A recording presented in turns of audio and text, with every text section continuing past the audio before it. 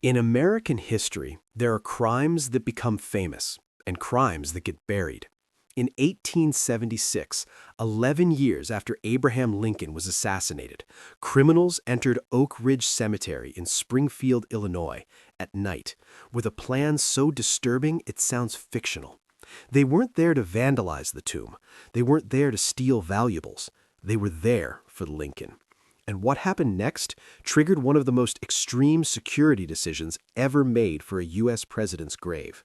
Tonight, I'll explain who these men were, what they were trying to do, why Lincoln became a target, and how the U.S. government responded. But the final detail, what they eventually did to Lincoln's burial, is the part most people never hear, and it's the reason his grave is protected the way it is today. Abraham Lincoln was assassinated on April 14, 1865. He died the next morning, April 15th. The nation didn't just lose a president, it lost a symbol, the man who led the United States through the Civil War. After his death, Lincoln's body traveled across the country in what became one of the most historic funeral processions in American history. And eventually, Lincoln was brought back to Springfield, Illinois, the place that had shaped his political life, to be buried at Oak Ridge Cemetery. But here's the part most people don't picture correctly. Lincoln wasn't immediately placed inside a final, locked fortress. At first, he was placed in a temporary receiving vault. No reinforced concrete, no steel cage, no extreme burial depth. In 1865, the idea that anyone would target his body sounded unthinkable. But time changes what people will do, and by the 1870s, America had a problem most people don't even know existed.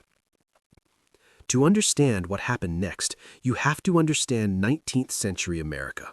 Grave robbing wasn't rare, it was organized. Bodies were stolen from medical schools, they were stolen for experiments, and in some cases, stolen for ransom. Cemeteries had almost no real protection, no cameras, no alarms, no patrols, just fences that could be climbed and gates that could be forced. And in an era when law enforcement communication was slower, criminals had an advantage: time. Now imagine being a criminal in that world and realizing the most famous body in America is sitting inside a tomb, in the dark, with nothing but stone between you and history. Lincoln wasn't just a man in a grave. Lincoln was leverage. And in 1876, someone decided Lincoln's body was worth a fortune. On November 7, 1876, a counterfeiting ring tied to Chicago set a plan into motion. The key names were James Big Jim Canally, a known counterfeiter, Benjamin Boyd, another conspirator connected to the plot, and there was another name tied to the reason this happened: William or Jack Hughes, a skilled engraver and counterfeiter who had been arrested and imprisoned. This wasn't random. The plan was built around leverage. According to historical accounts, the criminals wanted to steal Lincoln's body and demand $200,000 in ransom. But that wasn't the only demand. They also intended to force authorities to release the imprisoned counterfeiter, Jack Hughes. So this wasn't just a theft attempt. It was a negotiation strategy using the most famous body in the country.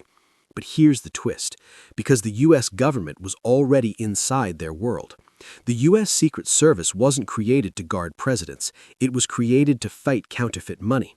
And by the 1870s, the Secret Service had infiltrated criminal counterfeiting networks across the country, which meant the men planning this believed they were speaking privately, but they weren't. A U.S. Secret Service informant had already heard pieces of the plan. Agents monitored the group. They didn't stop them immediately because the goal wasn't just to prevent the act. The goal was to expose the entire ring. So the government waited, and when the criminals finally moved toward Oak Ridge Cemetery, agents moved with them. Now we're at the night it happened. Late at night on November 7, 1876, the criminals entered Oak Ridge Cemetery. They approached the Lincoln tomb. They weren't guessing where Lincoln was. They knew.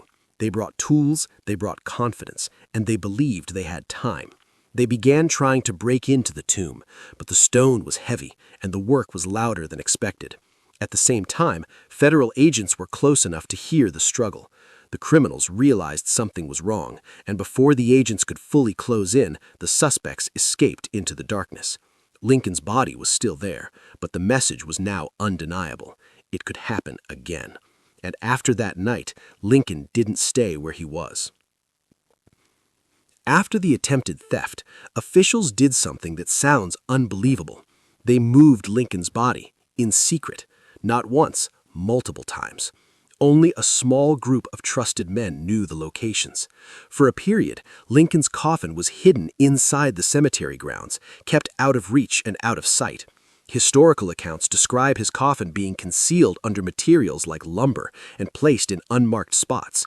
It was a strategy built on one idea: if no one knows where he is, no one can steal him. This secrecy continued for years, but eventually secrecy wasn't enough.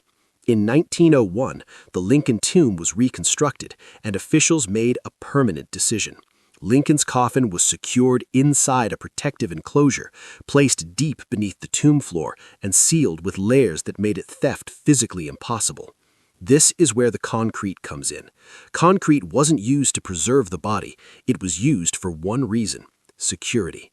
Because in 1876, criminals proved that even Lincoln could become a target. Abraham Lincoln wasn't buried under concrete because of myth, symbolism, or conspiracy. He was buried that way because of a real crime, a ransom plot, a failed attempt at a permanent security decision that followed. It remains one of the most extreme burial protections in American history because the threat was real.